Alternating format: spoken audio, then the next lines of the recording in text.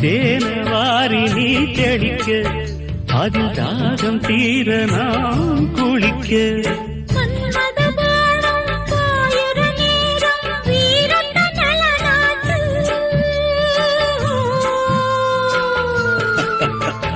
மாலையில் தொடங்கி காலையில் அடங்கும் வாலிப விளையாட்டு